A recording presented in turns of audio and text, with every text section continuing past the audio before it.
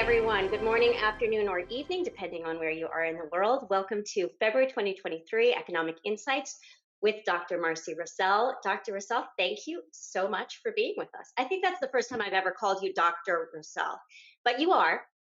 How you doing? I'm doing great. I'm coming to you today from beautiful Miami Beach, Florida.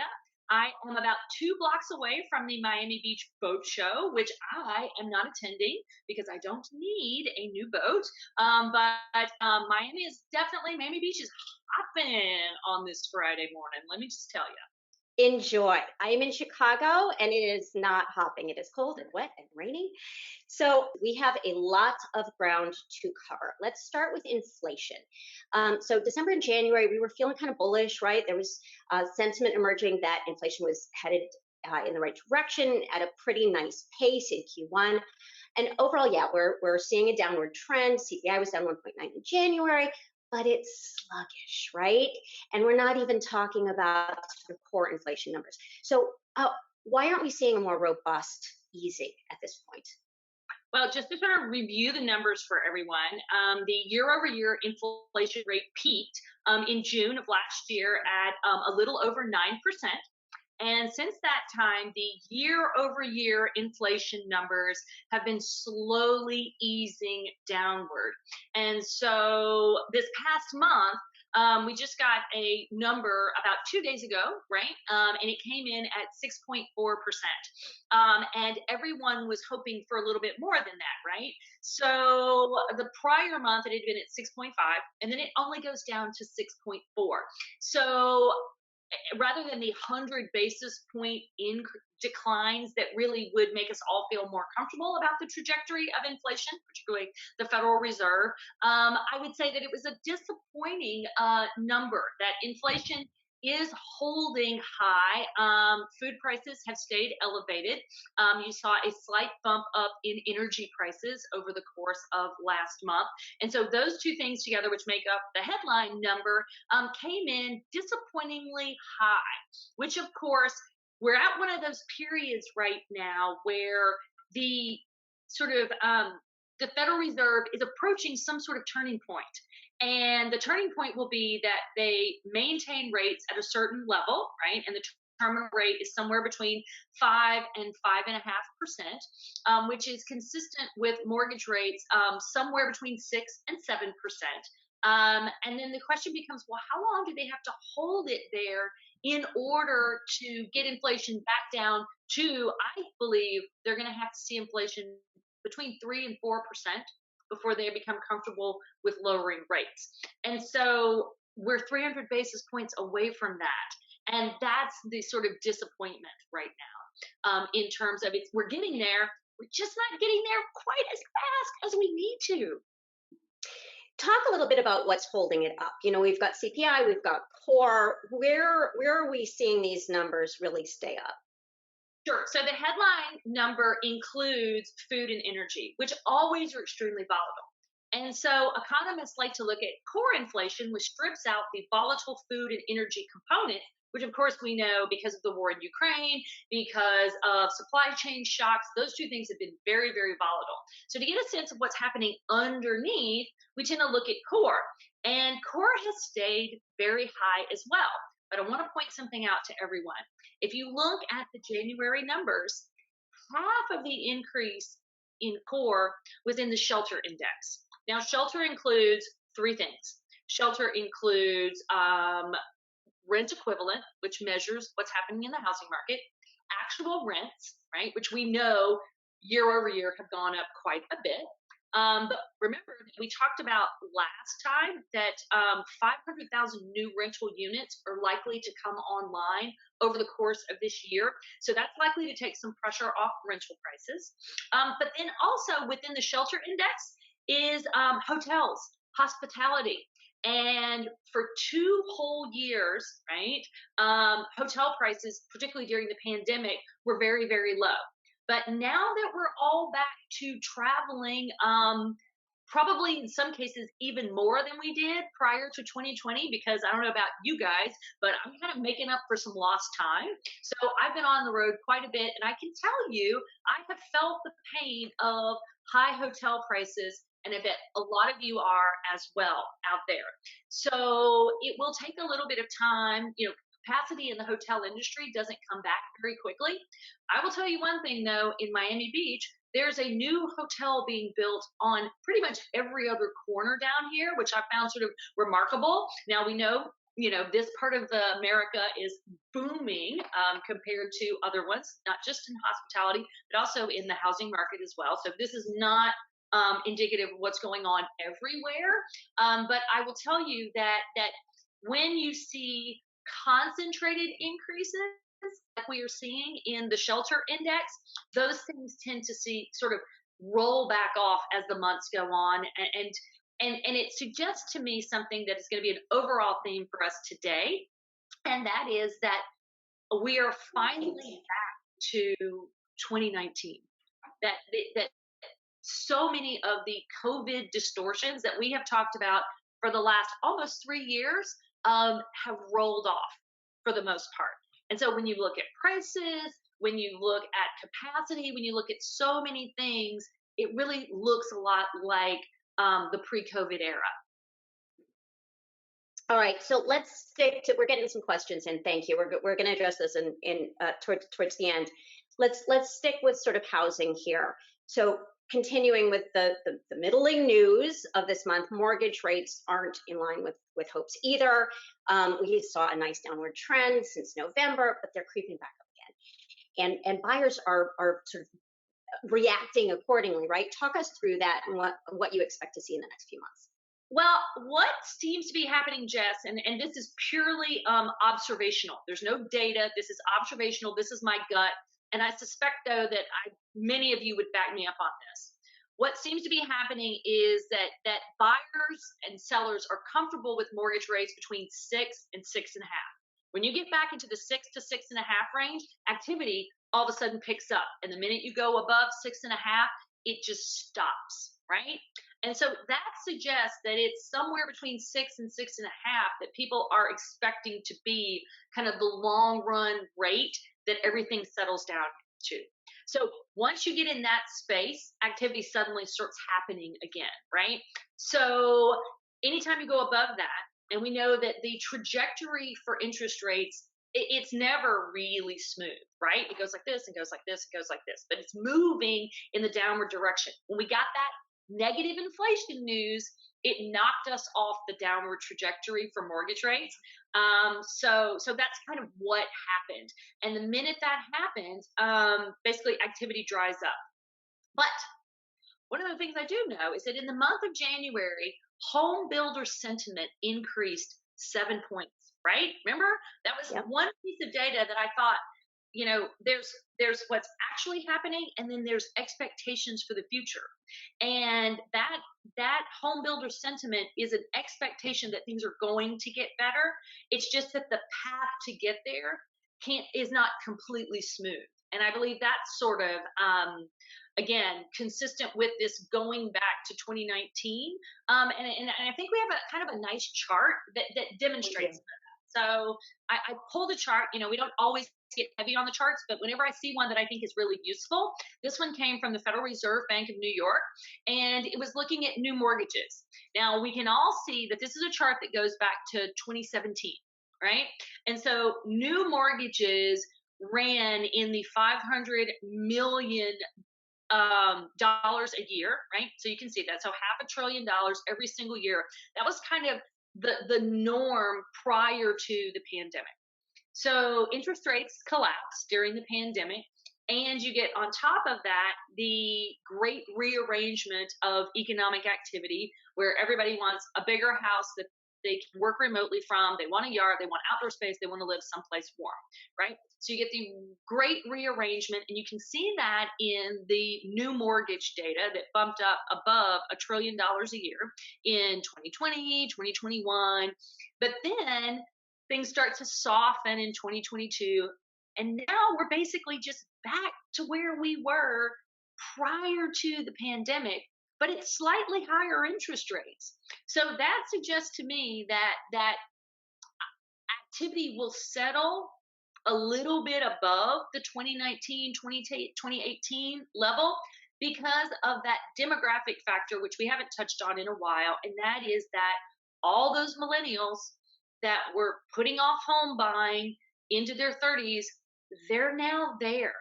And they're going to have to accept higher interest rates, higher prices, but their real need, driven by demographics, is going to overpower anything else that's going on over the course of the next decade. All right, so let's talk about those folks, maybe a few others. So sticking with the middling news again, we're seeing some activity on the delinquency side of things. So ominous stats coming out.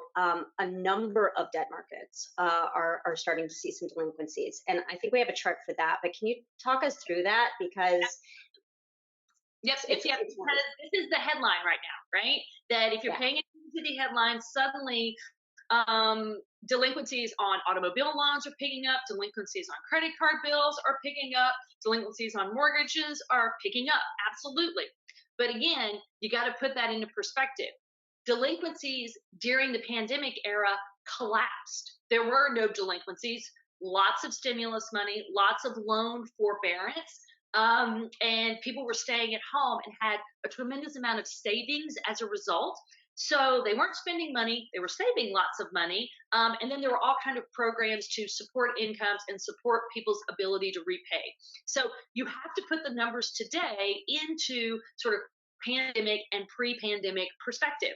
So when you look at these actual rates of delinquency, they just look like they looked in 2019. So again, more evidence that we are returning to the financial conditions that prevailed prior to the pandemic, which, in my mind, I don't think that's a bad thing, right? That's where we are sort of settling down to. So we are seeing these things pick up, but there are a few sort of worrying things, within this data. So this data came from the Federal Reserve Bank of New York, and they do a wealth survey every single quarter.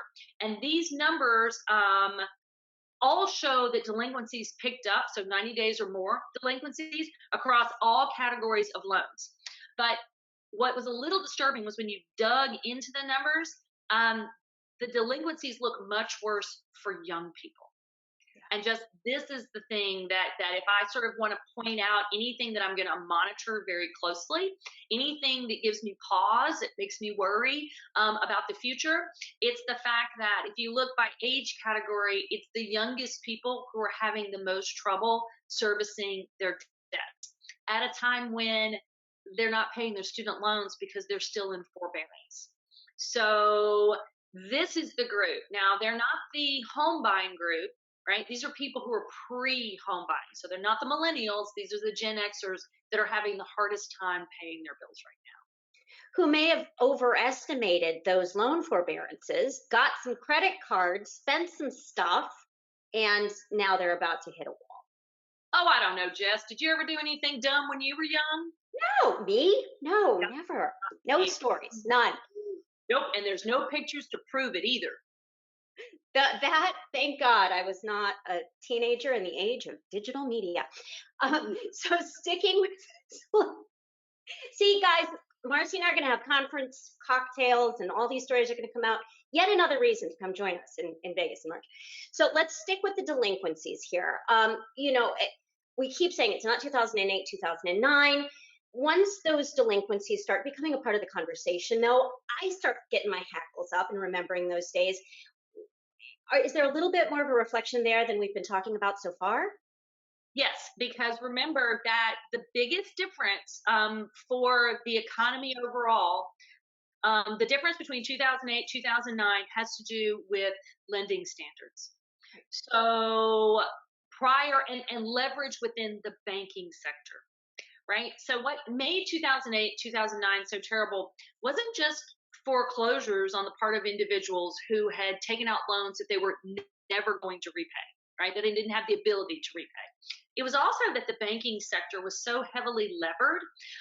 They were so heavily into debt. Basically, the multiple on their leverage was about 40 for the overall financial system. So it didn't take much for the banking sector to collapse, right? Dodd-Frank comes along and puts restrictions on banks that make it harder for them to be profitable, but it also took their leverage from 40 down to about 10, right? So banks are in a much better position to weather these delinquencies. And so while these are bad for individuals, right? So anytime an individual gets into financial trouble, that's difficult, that's bad, it's bad for the economy because it means that they don't spend as much going forward as they try to sort of repair their own personal balance sheet. But what is devastating for an economy is when the banking sector, the institutions that we rely on to funnel credit through the economy, get into trouble. The analogy I make is that banks are the lungs of the economy, right? So people are the fingers, right? They're the fingers and the toes and all that. And, your fingers and your toes can get into trouble, but your whole body will still work. If your lungs get into trouble, the whole body breaks down. Right. And so it's the health of the banking sector ultimately that makes the difference between 2008, 2009, and what's going on today. And also, even though it does look like young people sort of being who they are may be a little more indebted and may be getting into some trouble, if you look overall, there's still almost $2 trillion worth of excess savings sitting around in bank accounts. So obviously that excess savings is being held by sort of maybe the older, sort of more seasoned members of the economy, like you and I. Yeah. But that's another cushion that the economy has available to it to sort of bridge to bridge us through these higher interest rates and this inflation that we're experiencing right now. Okay. All right. So let's sort of stick with the institutional players here for a minute. We have a question from John. Hi, John, on inventory and builds here. One of the things, and we've got a chart on this too, that we're seeing is, it's not just home buyers that are maybe pulling back a little bit. We're also seeing a stall in sort of those institutional single family buyers. And so let's talk about that. But I'm also wondering, and I'll read John's point here too. You mentioned before we're hearing about some significant inventory coming on from new builds. As those projects are sort of being planned out, are these numbers and are these stats going to start making a little bit of pullback on new inventory? Sure. Okay. And let me read John's too, because this is Okay. sort of a nice additional layer to the conversation. So, any predictions on when inventory will begin to build again in New York metro area? We're at about 30% of pre-pandemic levels, so that's a long way to go. It is a long way to go. Now, remember too that building looks different depending on where you are throughout the economy. So every housing market is not the same. So what's going on in New York, particularly given the uncertainty around what's going to happen with Manhattan office occupancy rates, Manhattan is still far below where they were prior to the pandemic. So it's understandable why not only are the banks nervous about what's going on in the New York area, you've got the commercial real estate overlay in the New York area that is restricting activity in that area. So sort of New York, Boston, San Francisco, I think all of those areas are going to have that extra sort of layer of uncertainty around their markets, particularly when it comes to inventory, because it's still not clear if businesses are going to be able to get workers back in the office, get them back commuting the way that they did before. So New York is a very, very different market. San Francisco, very, very different market than obviously sort of what's going on down here in Miami Beach. But speaking to the overall sort of inventory situation, yes, there are apartment buildings coming online, but home builders cut back last year. Yeah. So additional apartments will take some pressure off of rents, right? So it'll probably keep some folks from actually, becoming homeless, so to speak, and not having shelter overall. But in general, home building hasn't kept up with population growth really since the 1980s. So all we can do is make the situation a little bit better. But inventory continues to be a problem. I see no real political will to do the things that would be required to get inventory where it needs to be for housing markets in America to look anything like what I would call normal. So the inventory problem doesn't go away. It's simply exacerbated by high interest rates, right? That make it more expensive to build homes. And nobody wants to let go of their low mortgage if they locked in over the last 2 or 3 years. So I keep looking for some good news. I'm always looking for some good news. I just can't find it on the inventory side, at least when it comes to, homes for sale. Yep. Okay. Um, we've got some questions that are going to relate back to this conversation, but there's another topic that I want to touch in on before we hit questions because we're getting close to the bottom of the hour here, and that's on the debt ceiling. So last time we spoke, we talked about what it would look like if Congress didn't start working together on some long-term solutions. I think the phrase that we used to describe what would happen, or that you did, was really bad. So the Treasury has put in place those extraordinary measures that we talked about, but we're not. We've got kind of a hard June deadline on when that padding will run out. We're not very far in those in that conversation. What's going to happen, Marcy?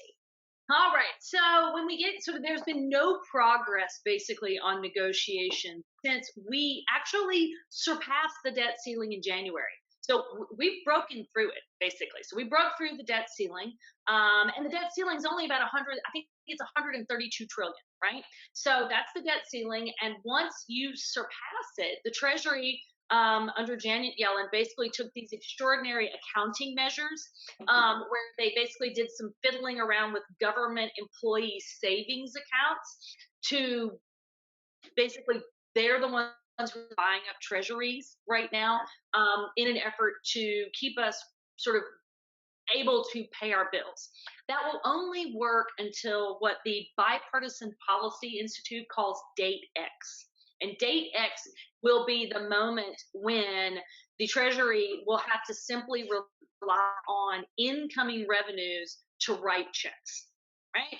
So Date X is probably going to happen sometime in June, which means that Congress has between now and then to avoid what would technically be a default on our debt. So just to be clear, what would happen under those circumstances? Military will not be paid. Social Security, Medicare, and Medicaid checks will cease to be written. And they will only be written when money coming in allows those checks to be written.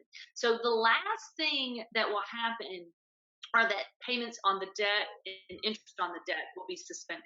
So everybody else, it's just like an individual, right, Jess? So an individual is going to pay their mortgage and they're going to make their car payment, but they'll cut everything else, right? And they'll slow pay their vendors and they'll do all that kind of stuff.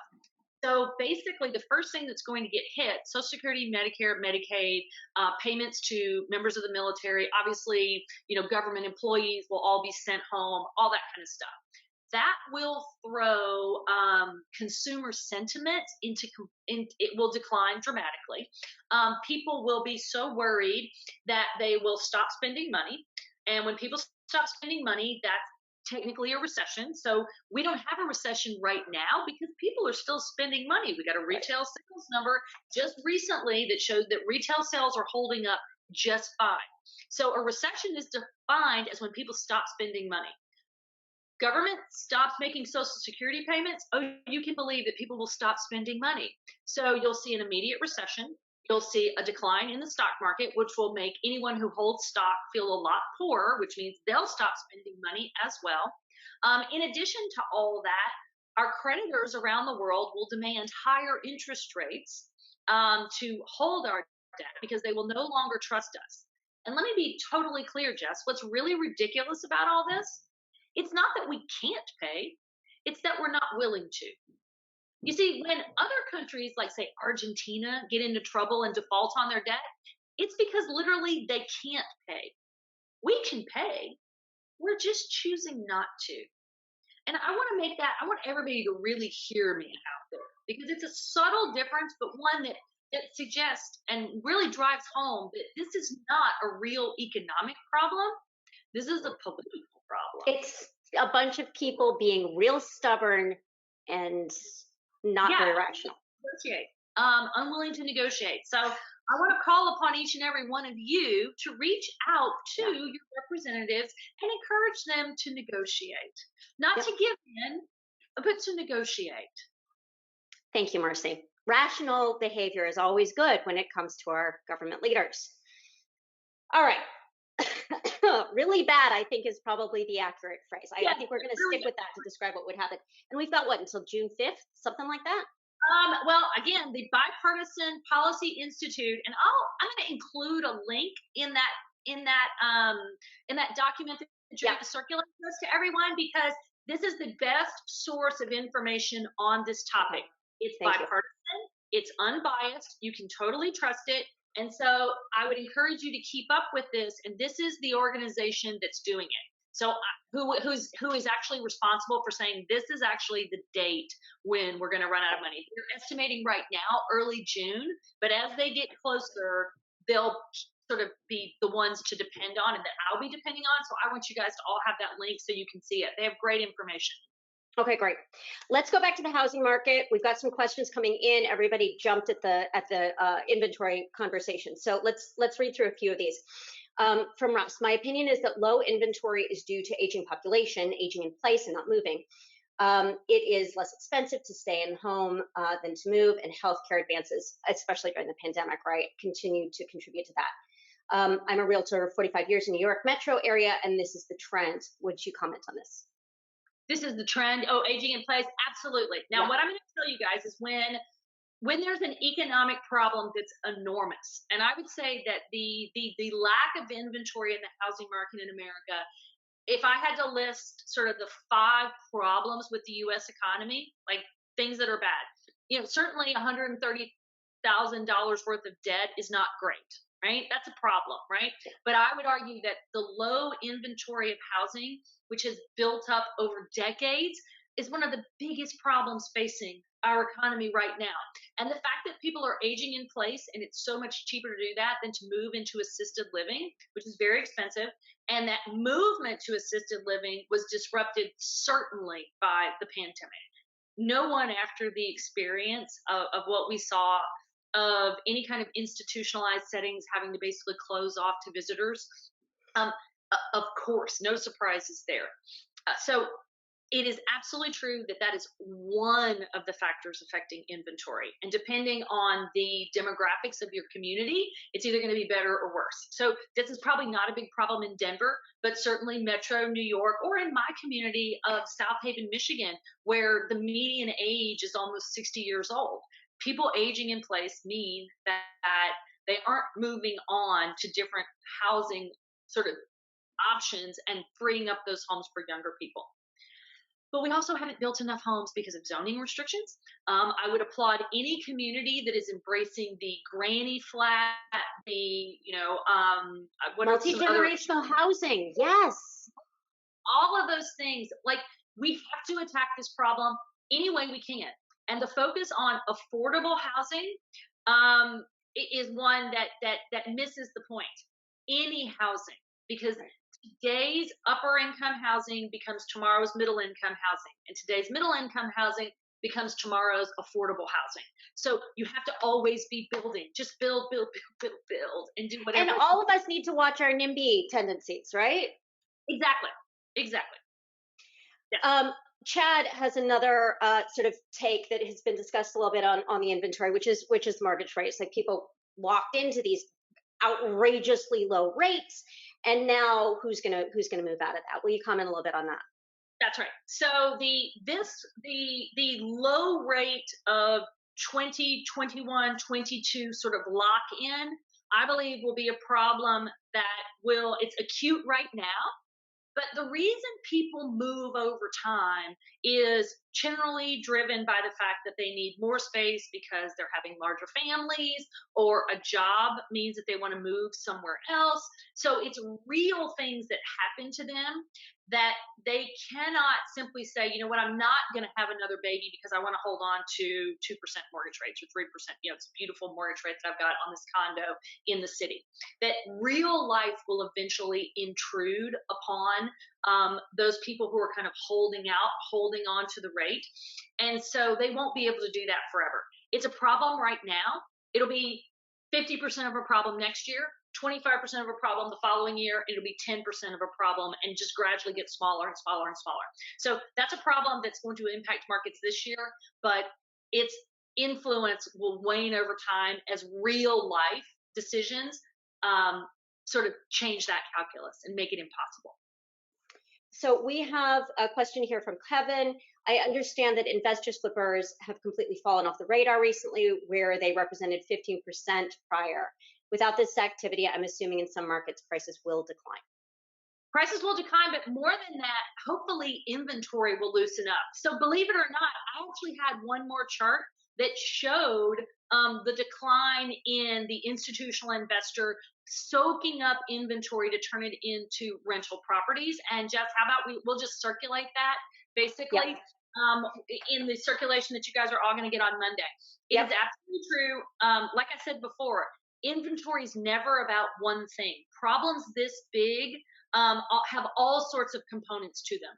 People aging in place, not enough building, zoning, NIMBYism, and also the prevalence of institutional investors when capital was cheap, basically going into markets and buying up all kinds of inventory as an alternative investment. So that basically has dropped off a cliff recently, and that's one at least small piece of good news in the whole inventory story. And I love it, ending on a piece of good news. So let's do that. Happy February, everybody. See you soon.